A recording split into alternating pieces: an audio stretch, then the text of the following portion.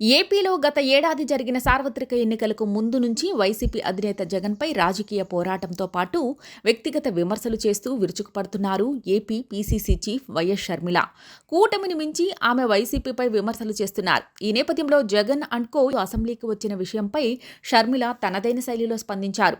అవును, AP assembly సమావేశాలు నేడు వైసీపీ అధినేత మాజీ ముఖ్యమంత్రి జగన్ తనతో పాటు మిగతా 10 మంది ఎమ్మెల్యేలను వెంటబెట్టుకుని వచ్చారు.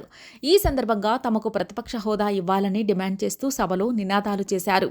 అనంతరం గవర్నర్ ప్రసంగాన్ని బాయ్కాట్ చేసి బయటకు వెళ్లిపోయారు.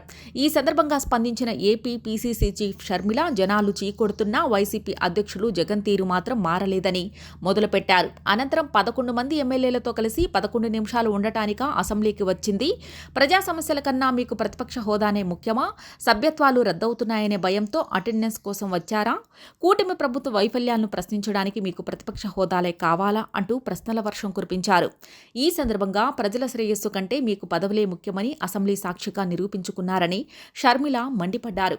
ప్రజా సమస్యల మీద చిత్తశుద్ధి ఉంటే మంగళవారం నుంచి అసెంబ్లీకి వెళ్లాలని కోరుతున్నట్లు తెలిపారు. ఈ నేపథ్యంలోనే సభకు వెళ్లే దమ్ము లేకపోతే తక్షణం పదవులకు రాజీనామాలు చేయాలని షర్మిల మరోసారి డిమాండ్ చేస్తున్నట్లు తెలిపారు. అంతకంటే ముందు గవర్నర్ ప్రసంగంపై షర్మిల విరుచుకుపడ్డారు.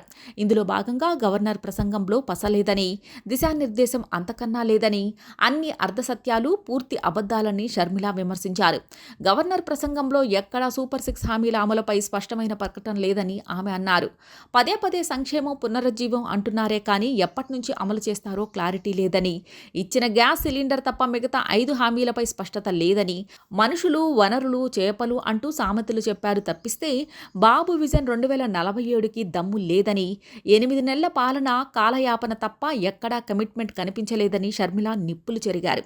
ఇదే సమయంలో హామీల అమలు కోసం ఎదురు చూస్తున్న ప్రజలకు గవర్నర్ ప్రసంగం తీవ్ర నిరాశను మిగిల్చిందని షర్మిల చెప్పారు. అసలు 6.5 లక్షల మంది పెట్టుబడుల రాష్ట్రానికి ఎక్కడొచ్చాయి? 4 లక్షల ఉపాధి ఉద్యోగ అవకాశాలు ఎవరిచ్చారు? తొలి సంతకం పెట్టిన డిఎస్సికి అసలు నోటిఫికేషన్ అయినా ఇచ్చారా? ఆరోగ్యశ్రీ బకాయిలు ఎప్పుడు చెల్లించారు అంటూ ప్రశ్నల వర్షం కురిపించారు. ఈ సందర్భంగా కొత్త సీసాతో పాత సారా అనే సామెత లెక్క కూటమి మేనిఫెస్టోనే గవర్నర్ చదివారు తప్పిస్తే కొత్త అంశాలు ఒక్కటీ లేవని షర్మిల విరుచుకుపడ్డారు.